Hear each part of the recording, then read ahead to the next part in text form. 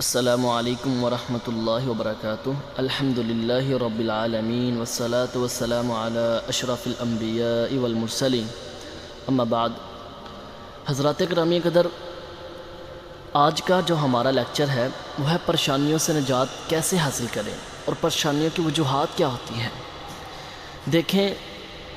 سب سے پہلے تو آپ کو یہ سمجھنا چاہیے کہ یہ دنیا اللہ تعالیٰ نے مومن کے لیے ایک قید خانہ بنائی ہے۔ دلیل، نبی مکرم صلی اللہ علیہ وآلہ وسلم فرماتے ہیں الدنیا سجن المؤمن، سجن کہتے ہیں جیل کو، الدنیا سجن المؤمن والجنت الکافر۔ یہ دنیا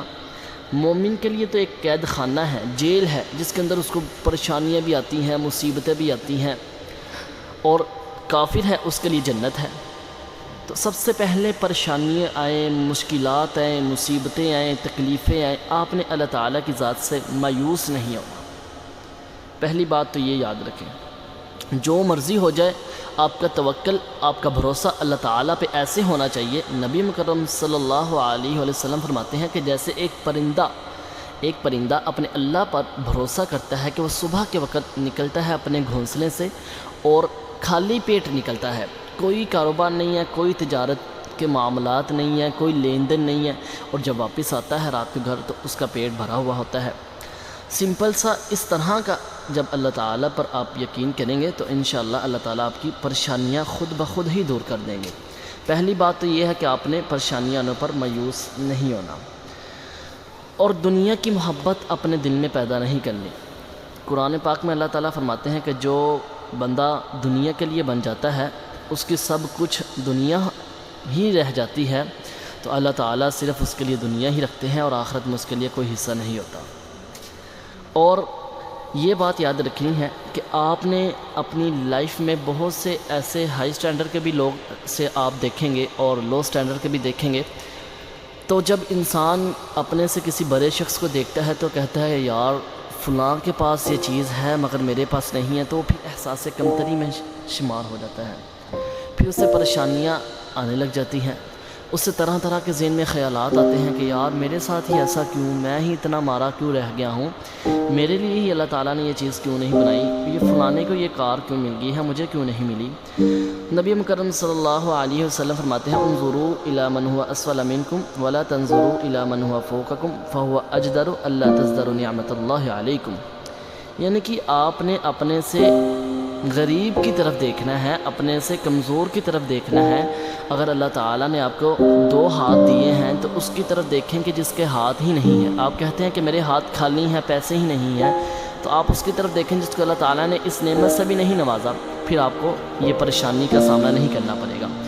سب سے پہلے آپ نے اپنے سے نچلے کی طرف دیکھنا ہے، ہمیشہ اپنے سے اوپر والے کی طرف نہیں دیکھنا، جو مرضی ہو جائے۔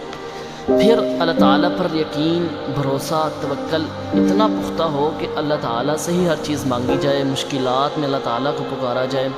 آپ نبیوں کی سیرت کا ملاحظہ کریں، دیکھیں نبی مکرم صلی اللہ علیہ وسلم نے کتنی مشکلات کا سامنا کیا اور پکارا تو اللہ تعالیٰ کو پکارا۔ یونس علیہ السلام کو دیکھیں، اللہ تعالیٰ قرآن پاک میں بیان کرتے ہیں کہ جب وہ مچھلی کے پیٹ میں گئے تو انہوں نے دعا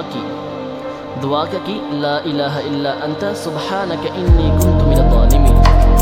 یا اللہ تو ہی ہے، تیرے سوا اور کوئی ہے ہی نہیں، تو پاک ہے، یا اللہ اگر تو میری مدد نہیں کرے گا تو میں تو ظالموں میں شمار ہو جاؤں گا۔ تو یہ قرآن بتا رہا ہے کہ مشکل کے وقت، پریشانی کے وقت کیا دعا کرنی چاہیے، یہ قرآن سے ہمیں دلیل ملتی ہے، سورۃ انبیاء ہے، آیت نمبر ہے 87۔ اسی طرح آپ مشکلات ہے، پریشانی ہے تو آپ استغفار کریں، اللہ تعالیٰ کی طرف رجوع کریں، استغفر اللہ الذی لا الہ الا هو اتوب الیہ، استغفر اللہ ربی من کل ذنب واتوب الیہ، مختلف استغفار کے جو کلمات ہیں وہ پڑھیں۔ اسی طرح اللہ تعالیٰ قرآن پاک میں فرماتے ہیں کہ جب مومنوں پر مشکلات آتی ہیں تو وہ نہ شکری نہیں کرتے، گلے شکوے نہیں کرتے، وہ کہتے ہیں انا للہ و انا الیہ راجعون، جو بھی مصیبت میں ہم پڑے ہیں یہ اللہ تعالیٰ کی طرف سے ہے، ہمارے گناہوں کی وجہ سے ہی ہے، تو اس پر صبر کرتے ہیں